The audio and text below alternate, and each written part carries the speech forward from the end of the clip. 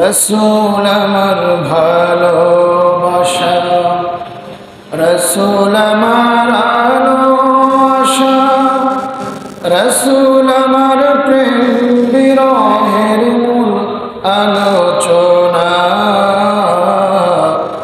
রসুল আমার কাজে কর্মে অনুপ্রেরণা, রসুল আমার ভালোবাসা, রসুল আমার আলো আশা, রসুল আমার প্রেম বিরহের মূল আলোচনা,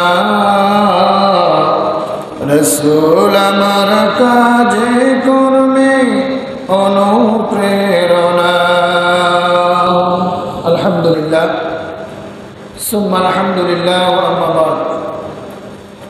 প্রশংসা আদায় করছি আল্লাহ রাব্বুল আলামিনের দরবারে, যেই মহান মালিক পবিত্র জুমার দিনে আমাদেরকে তার ঘরে আসার এবং তার হুকুম পালন করবার সুযোগ এবং সৌভাগ্য দান করেছেন। আমরা সকলে সেই মহান মুনিবের শাহী দরবারে কালিমাতুশ শুকর আদায় করছি, সকলে পড়ছি আলহামদুলিল্লাহ। লক্ষ কোটি দরুদ ও সালাম পেশ করছি বিশ্ব মানবতার মুক্তির দিশারি, নির্যাতিত মানবতার মুক্তির সনদ নিয়ে যিনি পৃথিবীতে এসেছিলেন, সর্বকালের সর্বযুগের সর্বশ্রেষ্ঠ মহামানব নবিয়ুনা হাবিবুনা মুহাম্মাদুর রাসূলুল্লাহ সাল্লাল্লাহু আলাইহি ওয়াসাল্লামের প্রতি। সম্মানিত হাজিরিন, আজকে আমরা রবিউল আউয়াল মাসের দ্বিতীয় জুমায় অবস্থান করছি। রবিউল আউয়াল মাস, এই মাসটি আমাদের কাছে অত্যন্ত তাৎপর্যপূর্ণ একটি মাস, কারণ এই মাসেই এই বিশ্বজাহানে এই ধূলির ধারায় আল্লাহ তাআলা এই জগৎসমূহের জন্য রহমত হিসেবে আল্লাহ তাআলা বিশ্বনবী আখিরি জামানার পয়গম্বর মুহাম্মদুর রাসূলুল্লাহ সাল্লাল্লাহু আলাইহি ওয়াসাল্লামকে জগতে পাঠিয়েছিলেন। এ মাসেই তিনি এ ধরায় আগমন করেছিলেন, যার আগমনের মধ্য দিয়ে একটি অন্ধকারাচ্ছন্ন সমাজ, একটি অন্ধকারে নিমজ্জিত মানব গোষ্ঠী তথা সারা পৃথিবী মানুষগুলো যেই জাহান্নামের কিনারায় পৌঁছে গিয়েছিল তাদের কৃতকর্মের জন্য, সেই জাহান্নামের কিনারা থেকে আল্লাহ তাআলা রাসূলের মাধ্যমে আমাদেরকে জান্নাতের পথ দেখিয়েছেন। রাসূল করিম সাল্লাল্লাহু আলাইহি ওয়াসাল্লাম তিনি এই ধূলির ধরায় আগমনের মাধ্যমে মানব জাতিকে পথের দিশা দেখিয়েছেন, অন্ধকারের পথ থেকে আলোর পথে নিয়ে এসেছেন। তো এজন্যই এই মাসটি আমাদের কাছে অত্যন্ত তাৎপর্যপূর্ণ একটি গুরুত্বপূর্ণ মাস, যেই মাসটা আসলে আমাদের ভিতরে এক ধরনের অনুভূতি, এক ধরনের আবেগ সৃষ্টি হয়, যেটা রাসূল করিম সাল্লাল্লাহু আলাইহি ওয়াসাল্লামের প্রতি ভালোবাসা থেকে, রাসূলের প্রতি মহব্বত থেকে, তার আনুগত্যের দিক থেকে রাসূলের প্রতি ভালোবাসাকে আমরা বেশি অনুভব করি। কিন্তু প্রকৃতপক্ষে রাসূলের উম্মত হিসেবে বছরের প্রত্যেকটা দিন, জীবনের প্রত্যেকটা মুহূর্তই আমাদের কলিজার মধ্যে রাসূলের প্রেম, রাসূলের ভালোবাসা, রাসূলের অনুসরণ, আনুগত্য আমাদের থাকা দরকার। কিন্তু বাস্তবতার আলোকে দেখা যায় যে এক্ষেত্রে আমরা অনেকেই এটা আমরা দেখাতে পারি না। বিশেষ করে রবিউল আউয়াল মাস আসলে আমাদের মধ্যে কিছু সংখ্যক মানুষকে দেখা যায় যারা নবীর প্রেমে উদ্বুদ্ধ হয়ে নবীর প্রতি দুরূদ ও সালাম পাঠ করার মাধ্যমে তারা বড় বড় জশ্নে জুলুস করে, র্যালি করে, বিভিন্ন মাহফিল করে, আর এই যে আনুষ্ঠানিকতা, এগুলো এই মাসের মধ্যেই সীমাবদ্ধ থাকে। এমন অনেক মানুষ আছেন আমাদের সমাজে বাস্তবতায়, যারা রবিউল আউয়াল মাস আসলে রসুলের প্রেম দেখালেও তাদের বাস্তব জীবনে রসুলের কোনো অনুসরণ খুঁজে পাওয়া যায় না। তার বাস্তব জীবনে রাসূল করিম সাল্লাল্লাহু আলাইহি ওয়াসাল্লাম যে অনুকরণীয় অনুসরণীয় আদর্শ আমাদের সামনে রেখে গিয়েছেন, সেই আদর্শের বাস্তবায়ন, সেই আদর্শের ছিটে ফোটাও তার জীবনের মধ্যে দেখা যায় না। এটা অত্যন্ত দুঃখজনক। দেখেন, একজন মানুষ সারাটা জীবন পার করার পরে যখন সে মৃত্যুবরণ করে, আমরা যখন সেই লাশটিকে দাফন করি, কবরে রাখি, তখন আমরা একটা দোয়া পড়ে তাকে কবরের মধ্যে রাখি। সেটা হলো বিসমিল্লাহি ওয়া আলা মিল্লাতি রাসূলিল্লাহ, অর্থাৎ আল্লাহর নামে রসুলের দলে উঠাই দিলাম। কিন্তু বিষয়টা হলো, যেই লোকটাকে আমরা আল্লাহর নামে রসুলের দলে উঠাই দিয়ে আসলাম, খোঁজ নিলে দেখা যাবে যে এই মানুষটার জীবনে কোনোদিন একটা দিনও এরকম ছিল না যে দিনটাতে সে রসুলের আদর্শ নিয়ে কাজ করেছে, অথবা একটা মুহূর্তে এমন তার জীবনে খুঁজে পাওয়া যাবে না যেই মুহূর্তটা সে রসুলের আদর্শ নিজের জীবনে ধারণ করেছে। তাহলে যেই লোকটার সারা জীবনের মধ্যে একটা মুহূর্ত রসুলের জন্য বরাদ্দ ছিল না, রসুলের ভালোবাসার জন্য বরাদ্দ ছিল না, বরং আরও যারা রসুলকে ভালোবাসত, রসুলের আদর্শকে বাস্তবায়ন করবার জন্য কাজ করত, ওই লোকগুলিকে বিভিন্নভাবে কষ্ট দিত, বিভিন্নভাবে হয়রানি করত। তার হাতে ক্ষমতা ছিল, সেই ক্ষমতার মাধ্যমে ওই মানুষগুলোকে নানানভাবে কষ্ট দিত।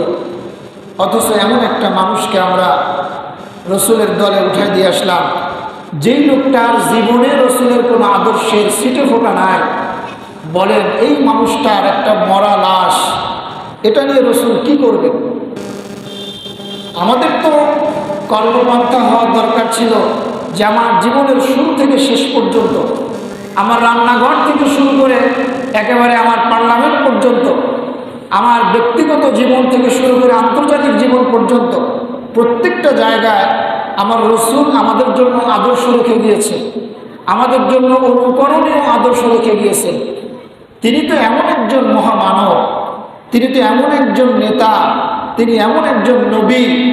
তিনি শুধু একজন নবী নন, তিনি হচ্ছেন বিশ্ব নবী, তিনি নবীদেরও সর্দার। তাহলে তার এই কর্মপন্থাগুলো, তার এই কাজগুলো আমরা বাস্তব জীবনে আমল না করে শুধুমাত্র রবিউল আউয়াল মাস আসলে রসুলের ভালোবাসা, রসুলের মোহাব্বত আমাদের মধ্যে আমরা জাগ্রত করি, কিন্তু এই মাসটা চলে গেলে আর সেগুলি খুঁজে পাওয়া যায় না সারা বছর। এজন্য এই মাস থেকে মূলত আমাদের শিক্ষা নেওয়া দরকার যে আল্লাহ রসুল সাল্লাল্লাহু আলাইহি ওয়াসাল্লাম আমাদের জন্য যে আদর্শ রেখে দিয়েছেন, সেই আদর্শটা যেন আমরা আমাদের জীবনে ধারণ করতে পারি। এই শিক্ষাটা আমাদের এখানে নেওয়া দরকার। রাসূল করিম সাল্লাল্লাহু আলাইহি ওয়াসাল্লাম যে উদ্দেশ্য নিয়ে তিনি এই ধরায় এসেছিলেন, সেই উদ্দেশ্যকে বাস্তবায়ন করবার জন্য, সেটাকে কন্টিনিউ জারি রাখার জন্য আমাকে কাজ করা দরকার। এই শিক্ষাগুলো মূলত রবিউল আউয়াল মাসে আমাদের নেওয়া দরকার। আল্লাহ রাব্বুল আলামিন আমাদেরকে সেই তৌফিক দান করুন, সকলে বলি আমিন।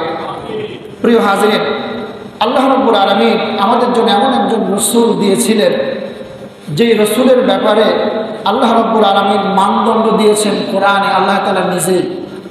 অর্থাৎ আল্লাহ তাআলা বলছেন, যদি কোনো ব্যক্তি পরকালকে বিশ্বাস করে, সে যদি আল্লাহর সঙ্গে দিদার করতে চায়, আল্লাহকে বেশি বেশি স্মরণে রাখতে চায়, তাহলে তার জন্য, তার জীবনের জন্য অনুকরণীয় সর্বোত্তম আদর্শ হচ্ছেন মুহাম্মদুর রাসূলুল্লাহ সাল্লাল্লাহু আলাইহি ওয়াসাল্লাম। আল্লাহ রাব্বুল আলামিন বলেন, লাকাদ কানা লাকুম ফি রাসূলিল্লাহি উসওয়াতুন হাসানাহ। তোমাদের জীবনের মধ্যে, তোমাদের জীবনের জন্য তোমাদের রসুলের জীবনের মধ্যেই সর্বোত্তম আদর্শ রয়েছে। আপনি কোন দিকে যাবেন, কোন সাইডটা আপনি নেবেন, আপনি একজন মানুষ হিসেবে, একজন ভালো মানুষ হিসেবে, আদর্শিক মানুষ হিসেবে জীবনটা কেমন হওয়া দরকার, একজন স্বামী হিসেবে পরিবারে কিভাবে একজন আদর্শ স্বামী হওয়া দরকার, একজন সমাজ সংস্কারক হিসেবে কি ভূমিকা আপনার থাকা দরকার, একজন রাষ্ট্রনায়ক হিসেবে আপনার কি ভূমিকা থাকা দরকার। এইরকমভাবে প্রত্যেকটা সেক্টরে আল্লাহ রসুল সাল্লাল্লাহু আলাইহি সাল্লাম আমাদের জন্য আদর্শ। এমন কোনো দিক, এমন কোনো বিভাগ নাই যে ব্যাপারে আল্লাহ রসুলের কর্মপন্থা তিনি দেখান নাই। তিনি প্রত্যেকটা কাজ তিনি শুধু নিজের মুখে বলেন নাই, তিনি সেটা তার বাস্তব জীবনে আমল করে আমাদেরকে দেখিয়েছেন। এজন্য সাহাবা একরাম যখন আল্লাহ রসুলের স্ত্রী মা আয়েশা সিদ্দিকা রাদিয়াল্লাহু তাআলা আনহাকে প্রশ্ন করলেন, মা, আপনি তো আল্লাহ রসুলের নিকটে বেশি বেশি থেকেছেন, আপনি তো ভালো জানেন আল্লাহ রসুলের চরিত্রটা কেমন ছিল। কাইফা কানা খুলুকুন নবী সাল্লাল্লাহু আলাইহি ওয়াসাল্লাম। ও মা, আপনি আমাদেরকে একটু বলেন আল্লাহ রসুলের চরিত্রটা কেমন ছিল। মা আয়েশা ডেকে বললেন, সাহাবীরা, তোমরা কি কোরআন পড়ো না?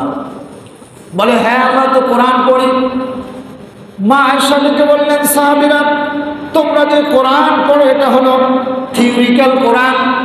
এই কোরআন কথা বলতে পারে না, চলতে পারে না, উঠতে পারে না, বসতে পারে না, চলাফেরা করতে পারে না। এটা হলো একটা থিওরিক্যাল নলেজ, এটা একটা থিওরিক্যাল বুক। তোমরা যদি প্র্যাকটিক্যাল কোরআন যদি তোমরা দেখতে চাও, যেই কোরআন কথা বলে, যেই কোরআন হাঁটা চলা করে, তাহলে সেটা নবী মুহাম্মদুর রাসূলুল্লাহ সাল্লাল্লাহু আলাইহি ওয়াসাল্লামের জীবনের দিকে তাকাও। সুবহানাল্লাহ। অর্থাৎ কোরআনের একটা বাস্তব রূপ এটা আল্লাহ রসুল তার জীবদ্দশায় আমাদেরকে করিয়ে দেখিয়েছেন। সাহাবায়ে কেরামদেরকে তিনি প্রত্যেকটা কাজ নিজে করে, নিজে আমল করে, এরপরে সেটা সাহাবায়ে কেরামদের সামনে উপস্থাপন করেছে। সাহাবীরা শুধুমাত্র রসুলের কথা শুনেই তারা শিখে নাই, রসুলকে দেখে দেখে তারা শিখেছে। রসুলের প্রত্যেকটা কাজকে তারা কাছ থেকে দেখেছে, অবজারভেশন করেছে। আজকে সমাজে আমরা তো অনেক ধরনের নেতার অনুসরণ করি, অনেকে অনেক নেতার আদর্শের সৈনিক বলে নিজেকে দাবি করে, কিন্তু আমরা বুকে হাত দিয়ে এই কথা কেউ বলতে পারবো না যে আমার নেতা জীবনে একটা মিথ্যা কথা বলে না। এই কথা বলার দুঃসাহস কেউ দেখাতে পারবে না যে আমার নেতা কখনো কোনো খারাপ কাজ করে নাই, আমার নেতা কখনো কারো সম্পদ নষ্ট করে নাই, কারোর সঙ্গে মিথ্যা প্রতিশ্রুতি দেয় নাই। এই কথা বুকে হাত দিয়ে বলতে কেউ পারবে না। কিন্তু একমাত্র ব্যক্তি তিনি হচ্ছেন মুহাম্মদুর রাসূলুল্লাহ সাল্লাল্লাহু আলাইহি ওয়াসাল্লাম, যার চরিত্রের সার্টিফিকেট স্বয়ং আল্লাহ রাব্বুল আলামিন দিয়েছেন। আল্লাহ রাব্বুল আলামিন বলেন, ওয়া ইন্নাকা লাআলা খুলুকিন আযীম। আল্লাহ তাআলা বলেন, হে নবী, নিশ্চয় আপনি এক মহান চরিত্রের উপরে অধিষ্ঠিত। সুবহানাল্লাহ। আজিম শব্দটা, এটা অর্থ, এটার গুরুত্ব, এটার মাহাত্ম্য এটা এত বেশি যে এটার যদি আপনি ব্যাখ্যা বিশ্লেষণ করতে চান, তাহলে আজিম শব্দের তাৎপর্য আপনি খুঁজতে খুঁজতে এটার তাৎপর্য ব্যাখ্যা করতে করতে আপনার দুনিয়ার জীবন শেষ হয়ে যাবে। কিন্তু আজিম শব্দটার গুরুত্ব, মাহাত্ম্য, বড়ত্ব এটা এতটাই বেশি যেটা দুনিয়ার কোনো ক্রাইটেরিয়ার দিয়ে এটা মাপ করা যাবে না, এটাকে বিচার বিশ্লেষণ করা যাবে না। সেই শব্দটাই আল্লাহ রসুলের চরিত্রকে বোঝানোর জন্য আল্লাহ তাআলা কোরআনে ব্যবহার করেছে। সুবহানাল্লাহ। প্রিয় হাজরিন, আমরা জানি এই পৃথিবীতে যদি কোনো চাকরি নিতে হয় তাহলে ওয়ার্ড কাউন্সিলর অথবা ইউনিয়ন পরিষদ অথবা সিটি কর্পোরেশন এই রকমের জায়গা থেকে একটা চারিত্রিক সনদ জমা দেওয়া লাগে। যেই জায়গায় আপনি চাকরি নেবেন, চাকরির গুরুত্ব ভেদে সেই জায়গায় আপনার একটা চারিত্রিক সনদ জমা দেওয়া লাগে। কিন্তু নবী মুহাম্মদুর রাসূলুল্লাহ সাল্লাল্লাহু আলাইহি ওয়াসাল্লামকে আল্লাহ তাআলা বললেন, হে নবী, আমি আপনাকে একটা চাকরি দিলাম, যে চাকরির নাম হলো নবুয়ত, আর যার মেয়াদ হলো ইলা ইয়াউমিল কিয়ামা, কিয়ামত পর্যন্ত। কিন্তু নবী, আপনার এই চাকরির জন্য দুনিয়ার কোনো মানুষের কাছ থেকে আপনার চারিত্রিক সনদ নেওয়া লাগবে না, আমি আল্লাহ নিজে আপনাকে সনদ দিয়ে দিলাম। ওয়া ইন্নাকা লাআলা খুলুকিন আযীম। আপনি মহান চরিত্রের উপর অধিষ্ঠিত। সুবহানাল্লাহ। এত বড় চরিত্র, এত আদর্শিক চরিত্র, রাসূল আমাদের জন্য কেন আদর্শ হবে? এটার 9টা কারণ আছে। এটা আমরা আরেকটা জুমায় আলোচনা করব, যেহেতু আজকে আমার আলোচনার বিষয় রসুলের আনুগত্য এবং অনুসরণ। রসুল আমাদের জন্য উত্তম আদর্শ, এটা স্বয়ং আল্লাহ রাব্বুল আলামিনের কথা, আল্লাহ তাআলার ঘোষণা। তিনি ঘোষণা দিয়েছেন যে তোমাদের জীবনের জন্য উত্তম আদর্শ তোমাদের রসুলের জীবনের মধ্যে রয়েছে। তাহলে প্রিয় হাজরিন, আমরা যদি আমাদের জীবনের আদর্শ ঠিক করতে চাই, আমাদের যদি আমরা দর্শন ঠিক করতে চাই, আমাদের ফিলোসফি যদি আমরা ঠিক করতে চাই, তাহলে সেই দর্শন, সেই ফিলোসফি মুহাম্মদুর রাসূলুল্লাহ সাল্লাল্লাহু আলাইহি ওয়াসাল্লামের কাছ থেকে নিতে হবে, যেহেতু এটার নির্দেশনা আল্লাহ তাআলা নিজে দিয়েছে। আল্লাহ রাব্বুল আলামিন সূরা হাশরের মধ্যে বলেন, ওয়ামা আতাকুমুর রাসূলু ফাখুযুহু ওয়ামা নাহাকুম আনহু ফান্তাহু। আল্লাহ তাআলা বলেন, ওয়ামা আতাকুমুর রাসূলু, রসুল তোমাদের জন্য যা নিয়ে এসেছেন বা তোমাদেরকে যা দিয়েছেন, ফাখুযু, সেগুলি তোমরা ধরো, ওয়ামা নাহাকুম আনহু ফান্তাহু, আর যেগুলি থেকে রসুল তোমাদেরকে নিষেধ করেছে সেগুলি থেকে তোমরা বিরত থাকো। এই কথার দ্বারাই আল্লাহ রাব্বুল আলামিন এটা নির্দিষ্ট করে দিয়েছেন, এটা ফয়সালা করে দিয়েছেন যে রসুলের নির্দেশনার বাইরে আমরা যাই করব এগুলি আল্লাহর রেজামন্দির মধ্যে পড়বে না, আল্লাহর সন্তুষ্টির মধ্যে পড়বে না। এটাতে আল্লাহ তাআলাকে সন্তুষ্ট করা যাবে না। রসুল আমাদেরকে যা দিয়েছেন, আল্লাহ নবী আমাদেরকে যা দিয়েছেন, সেগুলিকে অনুকরণ করেই আল্লাহর রেজামন্দি হাসিল করা যাবে। পৃথিবীর অন্য কোনো মত, অন্য কোনো পথে গিয়ে আল্লাহকে এবং আল্লাহ রসুলকে সন্তুষ্ট করার কোনো সুযোগ নাই। এজন্য আল্লাহ রসুল বলেছেন, মানিত্তাবা আল হুদা বিগাইরিল কুরআন আদাল্লাহুল্লাহ। আল্লাহ রসুল বলেছেন, যদি কেউ কোরআন ছাড়া হেদায়েত নিতে চায়, কোরআন ছাড়া যদি কেউ সঠিক পথের দিশা পাওয়ার চিন্তা করে, তাহলে আদাল্লাহুল্লাহ, আল্লাহ নিজে তাকে গোমরাহি করে দেন। নাউযুবিল্লাহি মিন যালিক। মনে করেন একজন মানুষ নিজে গোমরাহি হলো, সেখানে আল্লাহর পক্ষ থেকে হেদায়েতের একটা সুযোগ থাকে, আল্লাহ ইচ্ছা করলে তাকে হেদায়েত দিতে পারেন। কিন্তু যেই বান্দাকে আল্লাহ নিজেই গোমরাহ বানিয়ে দেন, যেই বান্দাকে আল্লাহ নিজেই পথভ্রষ্ট করে দেন, নিজেই আল্লাহ যাকে সঠিক পথ থেকে ভ্রান্ত পথে পরিচালিত করে দেন, ওই বান্দার জীবনেও কোনো দিন কোনো মাধ্যমে সুপথ পাওয়ার কোনো সুযোগ আর থাকে না। সুতরাং আমরা যদি সুপথের সন্ধান পেতে চাই, আমরা যদি সঠিক পথে চলতে চাই, তাহলে আমাদেরকে কোরআন থেকে সেই পথের সন্ধান আমাদেরকে নিতে হবে। যেহেতু আমরা সূরাতুল ফাতিহার মধ্যে প্রতিনিয়ত আমরা আল্লাহর কাছে সঠিক পথের দিশা চাই।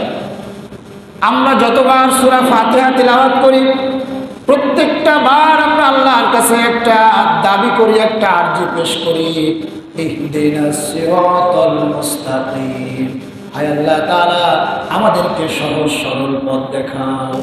এটা আমরা প্রতিদিন অসংখ্যবার বলতেছি।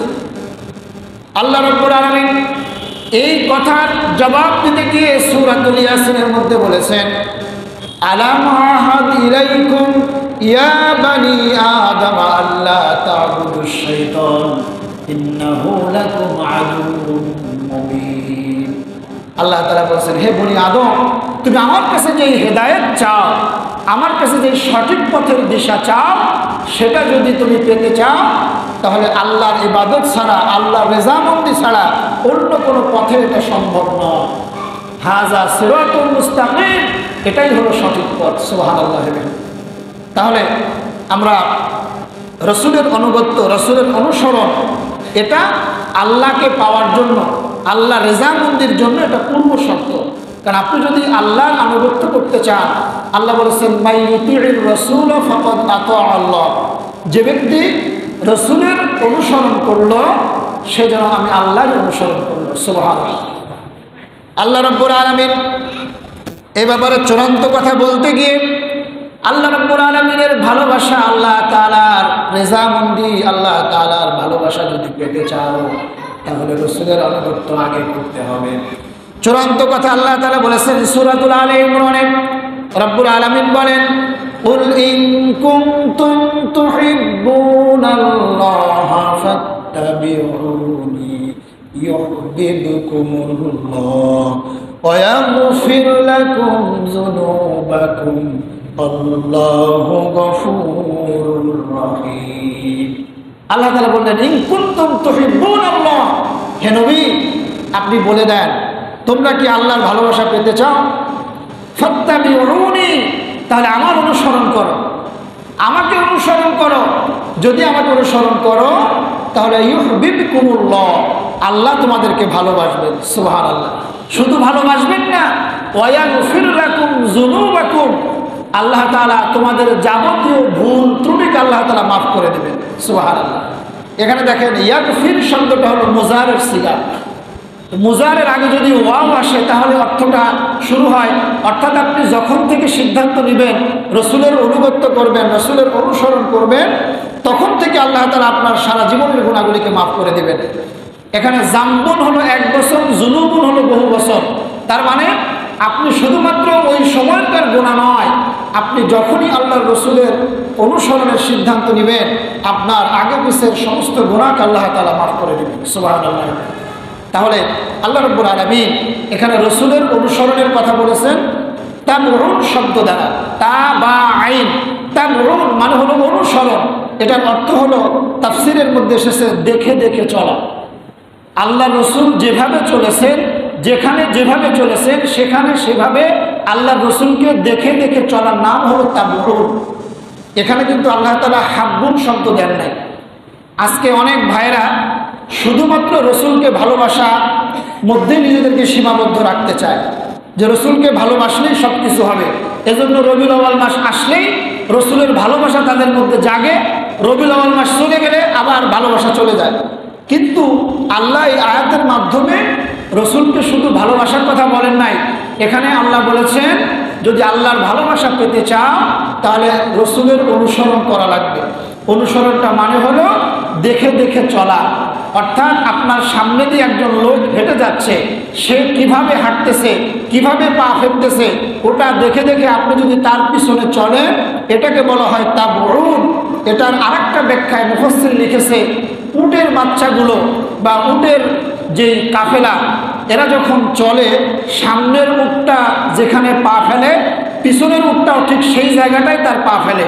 এই যে উটগুলো তাদের সামনের উটকে যেভাবে অনুসরণ করে, অর্থাৎ সামনের উট যেখানে পা ফেললো পিছনের উটটাও ঠিক ওই জায়গায় পা ফেলে, এই যে অনুসরণ করাটা, এটাই হচ্ছে তাবউনের আরেকটা অন্যতম ব্যাখ্যা। তাহলে এবার আমরা আমাদের জীবনের সঙ্গে যদি মিলাই, বাস্তবতার সাথে যদি মিলাতে চাই যে আল্লাহ রসুলের অনুসরণ আমাদের জীবনে এভাবে আছে কিনা। আল্লাহ রসুল তিনি তার বাস্তব জীবনে, তার পারিবারিক জীবনে কিভাবে তার জীবন চালিয়েছেন, সেখানে আমার জীবনের সাথে মিলাতে হবে যে আমার জীবন আল্লাহ রসুলের জীবনের সঙ্গে মেলে কিনা। তিনি তার সামাজিক জীবন কিভাবে চালিয়েছেন, সেখানে আমাকে দাঁড় করাতে হবে যে আমার জীবনটা আল্লাহ রসুলের জীবনের সাথে মিলছে কিনা। তিনি তার স্ত্রীদের সাথে কি ব্যবহার করেছেন, স্ত্রীদের হক তিনি কিভাবে আদায় করেছেন, সে জায়গায় আমাকে নিজেকে স্বামী হিসেবে আমাকে মিলাতে হবে যে আমি আমার স্ত্রীর হক রসুলের মতো করে আদায় করতে পারছি কিনা। আল্লাহ রসুল বলেছেন এই পৃথিবীতে আমার কাছে 3টা জিনিস প্রিয়। 1 নম্বর হলো নামাজ, 2 নম্বর হলো সুগন্ধি, আর 3 নম্বর হলো স্ত্রী। আল্লাহ রসুল বলেন ওই ব্যক্তি সব থেকে বেশি ভালো, উত্তম, যে তার স্ত্রীর কাছে উত্তম। কারণ হলো এই পৃথিবীতে আপনি আমি যত বড় বুজুর্গ হই, যত বড় হুজুর হই, যত বড় পীর সাহেব, যত বড় বক্তা, এটা আমাদের বাহ্যিক একটা রূপ, কিন্তু প্রকৃতপক্ষে আমি আপনি কেমন মানুষ এটা পৃথিবীতে সব থেকে ভালো জানে কে বলেন তো? স্ত্রী। কারণ স্ত্রী সব থেকে আমাদের নিকটবর্তী থাকে, আমাদের সব কিছু তারা দেখে, সব কিছু তারা জানে, বুঝে। এজন্য আল্লাহ রসুল বলেছেন কোনো স্বামী যদি মারা যায় আর তার স্ত্রী যদি বলে যে আমার স্বামী ভালো ছিল, তাহলে ওই লোকটা জান্নাতি। সুবহানাল্লাহ। কারণ এই যে স্ত্রীর যে সার্টিফিকেট, স্ত্রীর যে সমর্থন, এটা স্ত্রী স্বামী সম্পর্কে জেনে বুঝেই করতেছে। কারণ সেই স্ত্রী তার স্বামীকে কাছ থেকে দেখেছে যে আসলে তার স্বামী কেমন ছিল। তাহলে প্রিয় হাজিরিন, এক্ষেত্রে একজন স্বামী হিসেবে আমাকে আদর্শবান স্বামী যদি আমি হতে চাই, তাহলে রসুলের দিকে আমাকে দেখতে হবে যে রসুল এখানে কিভাবে তিনি জীবন পরিচালনা করেছেন, স্ত্রীদের অধিকার তিনি কিভাবে আদায় করেছেন, স্ত্রীদেরকে কিভাবে তিনি সময় দিয়েছেন। হযরতে মা আয়েশা বলেন আল্লাহ রসুল রাষ্ট্রীয় দায়িত্ব পালন করেন, বিভিন্ন ঝামেলাগুলো শেষ করে তিনি যখন ঘরে ফিরতেন, মাঝে মাঝে আমার রান্না দেরি হয়ে যেত, আমি সঠিক টাইমে রান্না শেষ করতে পারতাম না। কিন্তু আল্লাহ রসুল কখনো আমার দিকে মোটা চোখে তাকাতেন না, ভুরু কুঞ্চিত করতেন না, বরং ওই ক্লান্ত মাখা শরীর নিয়ে আমার পাশে বসে আমাকে তরকারি কোটে আমার রান্নায় সাহায্য করেছে। সুবহানাল্লাহ। আমরা কি করি, অনেক স্বামী আছে বাইরের থেকে ঘরে এসে যদি দেখে যে রান্না হইতে দেরি হয়েছে, এমন ভাষা অনেক ক্ষেত্রে ইউজ করে, ব্যবহার করে যে স্ত্রী 14 গোষ্ঠী সহ একেবারে নিপাত করে ফেলে। নাউযুবিল্লাহ মিন যালিক। আবার সে নিজেকে রসুলের উম্মত দাবি করে, নিজেকে রসুলের আদর্শের সৈনিক দাবি করে। এটা কখনোই কাম্য নয়। রসুলের আদর্শের সৈনিক যদি নিজেকে দাবি করতে চান, তাহলে রসুলের প্রত্যেকটা চরিত্রের সঙ্গে আপনাকে মিলাতে হবে। আজকে যে আমরা নেতার অনুসরণ করি, সেই নেতাদের চরিত্র তো দুই রকমের। একটা হলো পাবলিক ক্যারেক্টার, আর একটা হলো পার্সোনাল ক্যারেক্টার। পাবলিক ক্যারেক্টার একরকম, পার্সোনাল ক্যারেক্টার আরেক রকম। তাদের বাইরে এক, ভিতরে আর এক। নেতা তো হচ্ছেন তিনি যিনি তার সাহাবাদেরকে বলেছিলেন, ও আমার সাহাবীরা, ও আমার স্ত্রীরা, আমার মধ্যে দিনের বেলায় তোমরা যা দেখতে পাও, রাতের বেলায় যা দেখতে পাও, সবগুলি মানুষের কাছে খুলে খুলে তোমরা বর্ণনা করে দাও। সুবহানাল্লাহ। তার রাতের চরিত্র যেমন দিনের চরিত্র একই রকম। ইনি হচ্ছেন নেতা। সুতরাং এই নেতার আদর্শ অনুসরণ করা দরকার।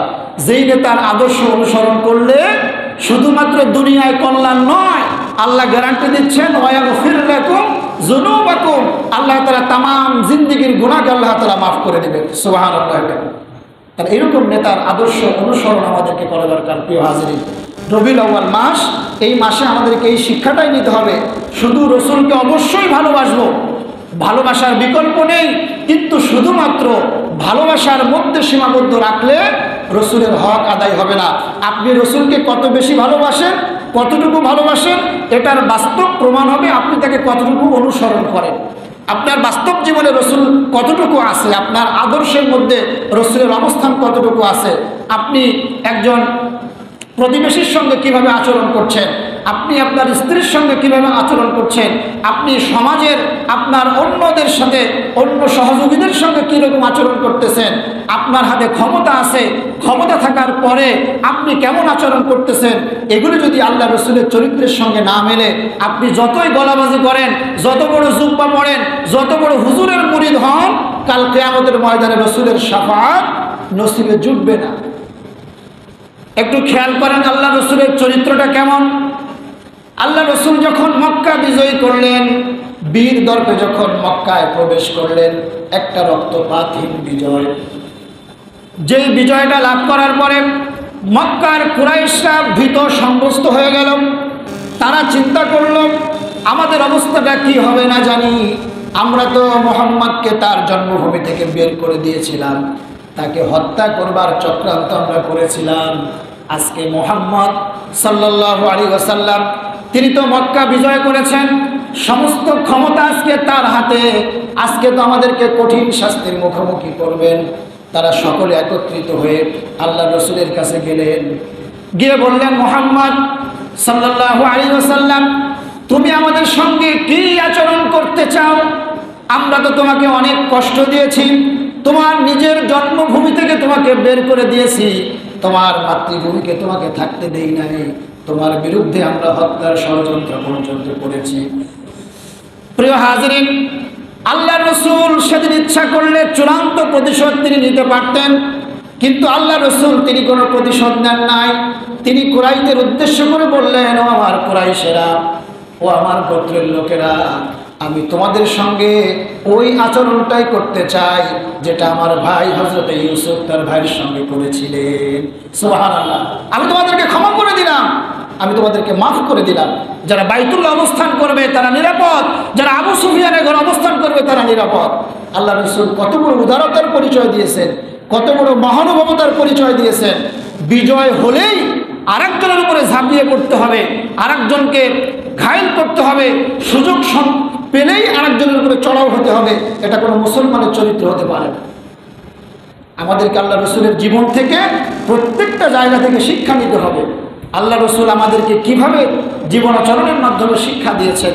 আজকে রসুলের চরিত্র আমাদের মধ্যে নাই, রসুলের আদর্শ আমাদের মধ্যে নাই, এজন্য জীবনের পদে পদে আমাদের এত সমস্যা, এত বিপদ, এত বিশৃঙ্খলা, এত অশান্তি বিরাজ করতেছে। প্রিয় হাজরিন, রবিউল আউয়াল মাস, এ মাসে আমাদেরকে এই সিদ্ধান্ত নিতে হবে যে বাকি জীবন, বাকি সময়টা আমরা রসুলের অনুসরণ করব। রসুল আমাদের জন্য যা নিয়ে এসেছিলেন সেগুলিকে আমরা সানন্দে গ্রহণ করব, সেগুলি আমাদের জীবনে বাস্তবায়ন করব। রসুল যেই কাজ দুনিয়া রেখে গিয়েছেন সেটাকে সামনে এগিয়ে নিয়ে যাওয়ার জন্য আমরা ভূমিকা পালন করব। আল্লাহ রসুলকে আল্লাহ তাআলা দুনিয়ায় কেন পাঠিয়েছিলেন? আল্লাহ তাআলা রসুলকে একটা মিশন দিয়ে আল্লাহ তাআলা দুনিয়ায় পাঠিয়েছেন। সে মিশনটা আল্লাহ তাআলা বর্ণনা করছেন, হুয়াল্লাযী আরসালা রাসূলাহু বিল হুদা ওয়া দীনিল হক লিইয়ুযহিরাহু আলাদ দীনি কুল্লিহি ওয়ালাউ কারিহাল মুশরিকুন। আল্লাহ তাআলা বলেন, হে নবী, আমি আপনাকে দ্বীনে হক, সত্যের বিধান দিয়ে দুনিয়ায় পাঠিয়েছি। আপনার দায়িত্ব হলো লিইয়ুযহিরাহু আলাদ দীনি কুল্লি, দুনিয়ার অন্যান্য যত মত, যত পথ দুনিয়ায় জমিনে প্রচলিত রয়েছে, এই সব পথ এবং মতের উপরে আমি আল্লাহর মতকে আপনি প্রতিষ্ঠিত করবেন, এটাই হলো আপনার দায়িত্ব। রসুল দুনিয়ার থেকে বিদায় নিয়ে চলে গেছেন। বিদায় হজের সময় আল্লাহ রসুল যে ভাষণ দিয়েছিলেন, বাল্লিগু আন্নি ওয়ালাউ আয়া, আমার পক্ষ থেকে যদি একটা বাণীও হয় তোমরা অন্যদের কাছে সেটা পৌঁছে দাও। বাল্লিগু, এটা হলো বহুবচন। এই বহুবচন শব্দের মাধ্যমে আল্লাহ রসুল এই দায়িত্বটা তার উম্মতের প্রত্যেকটা উম্মতকে দায়িত্বগুলো দিয়েছেন। আমরা যারা উম্মত আছি আমাদের প্রত্যেকের দায়িত্ব আল্লাহ রসুলের চরিত্র, আল্লাহ রসুলের আদর্শ পৃথিবীতে যেন বাস্তবায়ন হয়, এই জন্য এর পিছনে কাজ করা প্রত্যেকটা উম্মতে মুহাম্মাদের জন্য অবশ্যই দায়িত্ব, কর্তব্য। কিন্তু আমরা মনে করি ইসলামের কাজগুলো এগুলো শুধু হুজুরদের কাজ। আমরা হুজুররা বলবে আমরা শুনবো, বা সুবহানাল্লাহ আলহামদুলিল্লাহ বলবে, আমাদের দায়িত্ব শেষ। না, ইসলাম এরকম কোনো গতানুগতিক কোনো ধর্মের নাম নয়।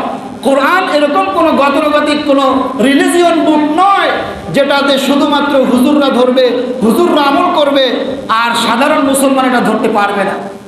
যেমন বেদের মধ্যে একটা কথা উল্লেখ আছে, উচ্চ বর্গীয় ব্রাহ্মণ হিন্দু ছাড়া নিম্ন বংশীয় কোনো হিন্দু যদি বেদ স্পর্শ করে তা 14 গোষ্ঠী নরকে যাবে। কিন্তু কোরআনে কোথাও কোনো জায়গায় এরকম একটা কথাও লেখা নাই যে যেখানে আলেমরা ছাড়া সাধারণ কোনো মুসলমান কোরআন স্পর্শ করতে পারবে না, কোরআন ধরতে পারবে না, কোরআন পড়তে পারবে না। কোরআন হচ্ছে একটা সার্বজনীন কিতাব, ওপেন টু ওয়ার্ল্ড, সারা পৃথিবীর জন্য আল্লাহ রাব্বুল আলামিন প্রত্যেকটা মানুষের জন্য দিয়েছেন একটা গাইডলাইন্স। পৃথিবীর প্রত্যেকটা মানুষ এই কোরআন থেকে বুঝে আমল করে তার জীবনকে পরিবর্তন করতে পারবে, কারণ এটা হচ্ছে হুদান লিন-নাস, এটা মানুষের হেদায়েতের জন্য আল্লাহ তাআলা দিয়েছেন। আল্লাহ রসুল তিনি শুধু আরবের জন্য নবী ছিলেন না, তিনি শুধু তার গোত্রের জন্য নবী ছিলেন না, তিনি শুধু আরবি ভাষাভাষীদের জন্য নবী ছিলেন না, তিনি ছিলেন গোটা পৃথিবীর জন্য, বিশ্ববাসীর জন্য তিনি ছিলেন নবী। কারণ প্রত্যেকটা নবী দাওয়াত দিয়েছেন, ইয়া কওমি ইবুদুল্লাহ মা লাকুম মিন ইলাহিন গায়র, হে আমার কওম, হে আমার জাতি, তোমরা এক আল্লাহকে স্বীকার করো, আল্লাহ ছাড়া অন্য সব ধরনের দেবতাকে তোমরা অস্বীকার করো, তাদেরকে না বলো। এটা ছিল তাদের দাওয়াত, তার কওমের প্রতি, তার জাতির প্রতি।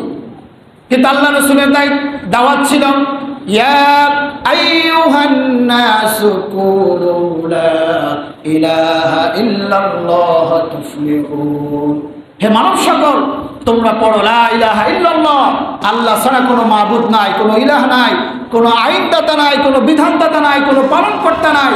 এটা ছিল আল্লাহ রসুলের মেসেজ। আল্লাহ রসুল সম্বোধন করেছেন গোটা মানব জাতিকে, সেখানে আরব, অনারব, সাদা কালো সব ধরনের মানুষ এখানে সন্নিবেশিত হয়েছে। সুতরাং তিনি হচ্ছেন বিশ্বনবী। শুধু বিশ্বনবী নয়, আল্লাহ তাআলা বলেছেন, ওয়ামা আরসালনাকা ইল্লা রাহমাতাল লিল আলামিন। আলম হচ্ছে এক বছর, আলামিন হচ্ছে বহু বছর। আলম মানে জগৎ, আলামিন মানে জগৎ সমূহ। আল্লাহ হচ্ছেন রব্বুল আলামিন, আর নবী হচ্ছেন রহমাতুল লিল আলামিন। আল্লাহ হচ্ছেন জগৎ সমূহের পালনকর্তা, আর নবী মুহাম্মদুর রাসূলুল্লাহ সাল্লাল্লাহু আলাইহি ওয়াসাল্লাম তিনি হচ্ছেন জগৎ সমূহের জন্য রহমত। সুবহানাল্লাহ। তাহলে এই নবীকেই তো আমাদেরকে অনুসরণ করা দরকার। আমরা তো জীবনে অনেক নবীদের, অনেক নেতার অনুসরণ করেছি। প্রিয় হাজিরিন, আপনি যেই নেতার অনুসরণ করেন, আপনি কি বুকে হাত দিয়ে বলতে পারবেন আপনার নেতা জীবনে একটা মিথ্যা কথা বলে নাই? কেউ বলতে পারবে? বলতে পারবে কেউ? কেউ বলতে পারবে না। কিন্তু আল্লাহ যেই নবীর ব্যাপারে, যেই নেতার ব্যাপারে আমাদেরকে নিশ্চয়তা দিলেন, গ্যারান্টি দিলেন, যার চরিত্র পূত পবিত্র, যেই চরিত্রটা মহান এক চরিত্রের উপর অধিষ্ঠিত, যিনি নবী মুহাম্মদুর রাসূলুল্লাহ সাল্লাল্লাহু আলাইহি ওয়াসাল্লাম, এই নেতাকেই তো আমাদেরকে অনুসরণ করা দরকার। পৃথিবীর কোনো নেতা আপনাকে জান্নাতের গ্যারান্টি দিতে পারবে না। পৃথিবীর কোনো নেতা আপনাকে পরকালীন মুক্তির গ্যারান্টি দিতে পারবে না। হয়তোবা দুনিয়ায় কোনো ধরনের কোনো লোভ লালসা, পদের লোভ অথবা টাকা কামাইয়ের লোভ অথবা এই ধরনের যে কোনো রাস্তা হয়তোবা আপনাকে দেখিয়ে দিতে পারবে। কিন্তু মুহাম্মদুর রাসূলুল্লাহ সাল্লাল্লাহু আলাইহি ওয়াসাল্লাম, যিনি সাইয়্যিদুল কওনাইন, তিনি শুধু এই জাহানের নেতা নন, তিনি উভয় জাহানের নেতা। তাকে যদি আপনি অনুকরণ করেন, আল্লাহ তাআলা বললেন ওয়ায়াগফির লাকুম যুনুবাকুম আল্লাহু গফুরুর রহিম। আল্লাহ তাআলা তোমার জীবনের যাবতীয় সমস্ত গুনাহ খাতা আল্লাহ তাআলা মাফ করে দিবেন। সুবহানাল্লাহ। তাহলে এই নবীকে আমাদেরকে অনুসরণ করতে হবে। শুধু ভালোবাসার মধ্যে সীমাবদ্ধ থাকলে হবে না। রসুলকে তার জীবনে অনেকেই ভালোবেসেছে, কিন্তু তারা তাকে অনুসরণ করতে পারে নাই। এজন্য তারা জীবনের শেষ মুহূর্তে এসেও তাদের নসিবে কালিমা হয় নাই, এজন্য তারা জান্নাতের সার্টিফিকেট পায় না। একটু খেয়াল করে দেখেন, আল্লাহ রসুল যখন জন্মগ্রহণ করলেন, রসুলের চাচা আবু লাহাব তার একজন দাসী ছিল। এই দাসী আবু লাহাবকে রসুলের জন্মের সংবাদ যখন দিল, আবু লাহাব এতটাই খুশি হয়েছিলেন, তার ওই দাসীকে তিনি আজাদ করে দিয়েছিলেন। আবু লাহাব এই যে কাজটা করেছেন, ভাতিজার জন্মগ্রহণের খুশিতে তার দাসীকে পর্যন্ত আজাদ করে দিল। কিন্তু এই আবু লাহাব যখন আল্লাহ রসুলকে অনুসরণের প্রশ্ন আসলো, আল্লাহ রসুলকে যখন তার আদর্শ গ্রহণের প্রশ্ন যখন আসলো, এই আবু লাহাব রসুলের আদর্শ গ্রহণ করে নাই, বাপ দাদার ধর্মের উপরেই তিনি অবিচল থেকেছেন। এজন্য আল্লাহ রাব্বুল আলামিন আবু লাহাবের নামে একটা সূরা অবতীর্ণ করে দিয়েছেন, তাব্বাত ইয়াদা আবি লাহাবি ওয়া তাব।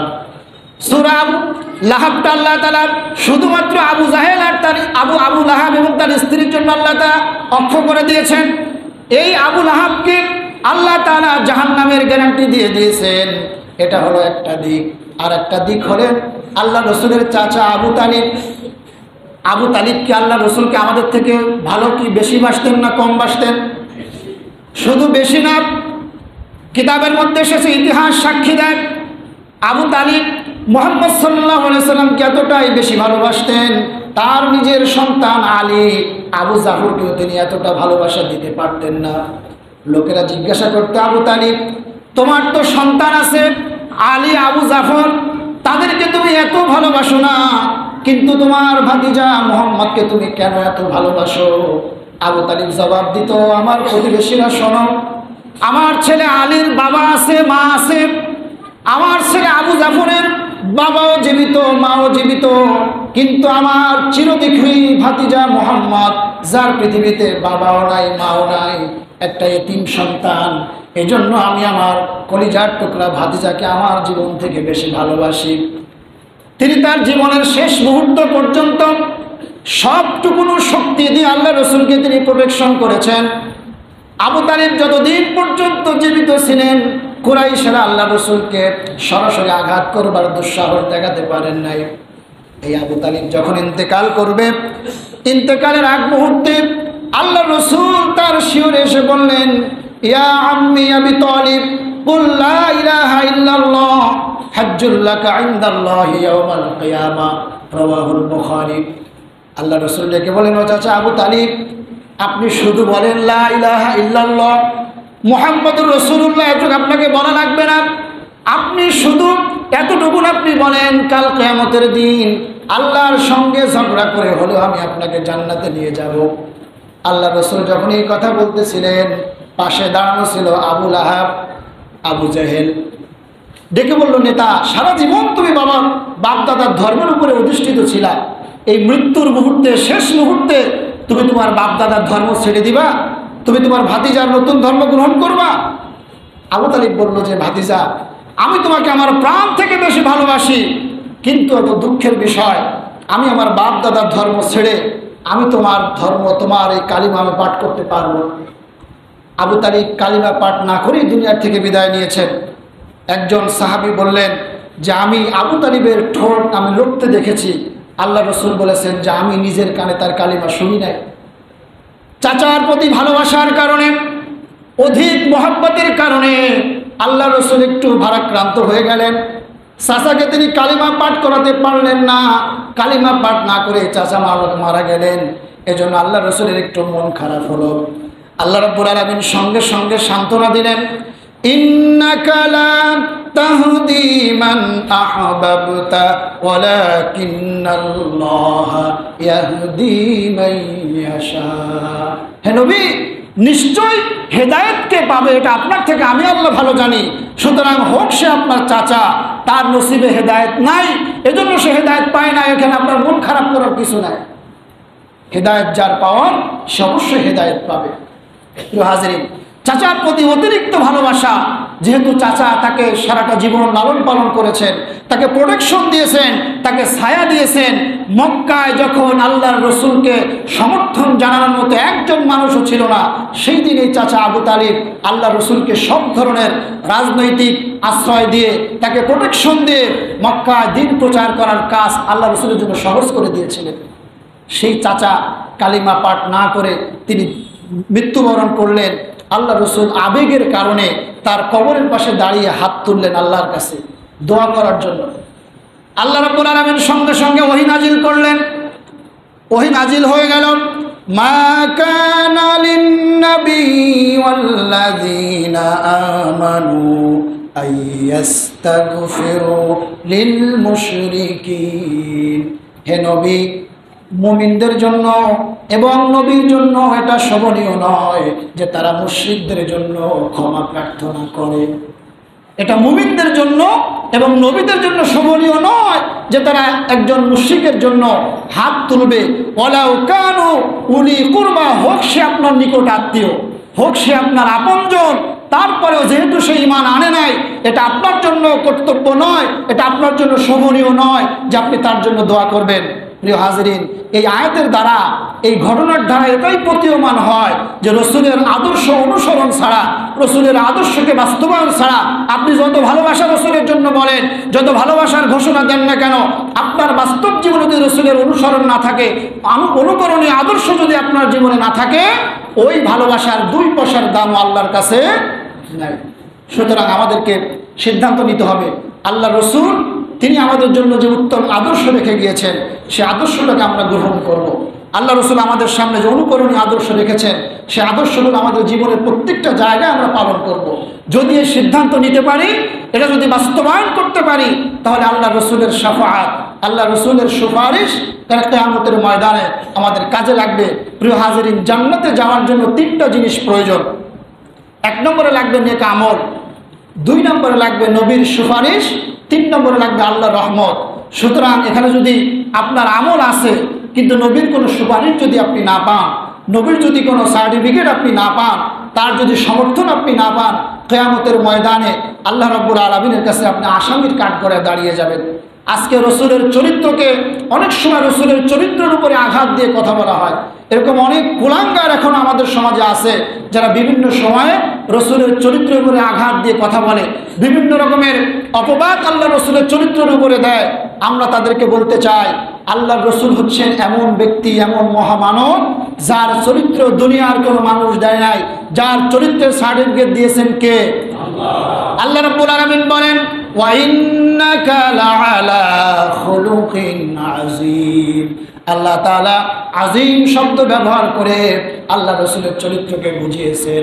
সুতরাং সেই নবীর চরিত্রের উপরে যদি কেউ কালিমা লেপন করতে চায়, সেই নবীকে যদি কেউ ছোট করে কথা বলে, সেই নবীকে যদি কেউ নবীর সঙ্গে দুশ্মনী করে, আমাদের মধ্যে যদি সামান্যতম নবীর প্রেম থাকে, নবীর প্রতি ভালোবাসা থাকে, তাহলে ওই কুলাঙ্গার, ওই নাস্তিক মুরতাদকে আমরা ছেড়ে কথা বলবো না।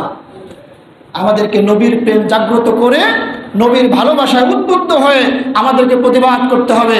আমাদেরকে রসুলের প্রেম শুধুমাত্র নিজের মধ্যে জাগিয়ে রাখলে হবে না, শুধুমাত্র রবিউল আউয়াল মাসের মধ্যেই সীমাবদ্ধ রাখলে হবে না। জীবনের প্রত্যেকটা ক্ষেত্রে, প্রত্যেকটা জায়গায় রসুলের আদর্শ বাস্তবায়ন করতে হবে। আজকে রসুলের সুন্নত আমাদের মধ্যে দেখা যায় না। অনেক ক্ষেত্রে আমরা রসুলের সুন্নাতকে অনুসরণ করতে পারি না। রসুলের বাস্তব জীবনের অনেকগুলো বিষয় আছে। রসুল কিভাবে চলাফেরা করতেন, তিনি কিভাবে মানুষের সঙ্গে ব্যবহার, মোলাকাত, মহামেলাত করতেন, উঠা বসা করতেন, লেনদেন করতেন, তার বেশভূষা কেমন ছিল, তিনি কোন ধরনের পোশাক আশাক করতেন, তার মাথার চুলের কাটিং কেমন ছিল, এইগুলো আমাদের জীবনে আজকে বাস্তবায়নে দেখা যায় না। রসুলের মাথার চুলের কাটিং ছিল এক রকমের, আমরা আজকে করতেছি অন্য রকমের, আবার নিজেকে দাবি করতেছি রসুলের উম্মত। এগুলি কখনোই আল্লাহর কাছে, আল্লাহ রসুলের কাছে ধর্তব্যের বিষয় হবে না। প্রিয় হাজিরিন, এজন্য জীবনের প্রত্যেকটা ক্ষেত্রে রসুলকে একমাত্র মডেল হিসেবে, অনুকরণীয় আদর্শ হিসেবে আমাদেরকে দাঁড় করাতে হবে। রসুলের চরিত্রকে বিশ্লেষণ করে এই রবিউল আউয়াল মাসে আপনাদের প্রতি আমার একটা আহ্বান থাকবে। অনেক ধরনের বই আপনারা পড়েন, অনেক কিছু পড়েন জীবনে, ফেসবুকে ঘন্টার পর ঘন্টা, ইউটিউবে আপনার ঘন্টার পর ঘন্টা দেন।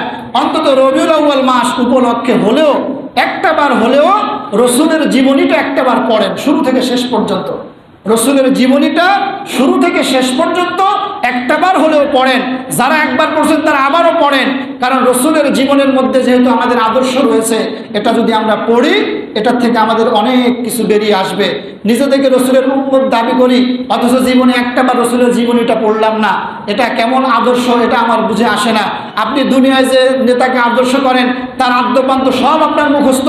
সে কোথায় কয়টা বিয়ে করছে, কয়টা ছেলে মেয়ে আছে, কোথায় কি আছে না আছে, সব আপনার মুখস্থ ঠুটস্থ। অথচ নিজেকে রসুলের উম্মত দাবি করেন, রসুলের জীবনীটা পর্যন্ত আপনি একটাবার পড়েন নাই।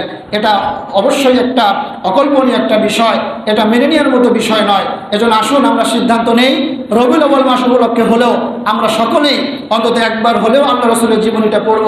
আল্লাহ তাআলা আমাদের সকলকে তৌফিক দান করুন, সকলে বলি আমিন।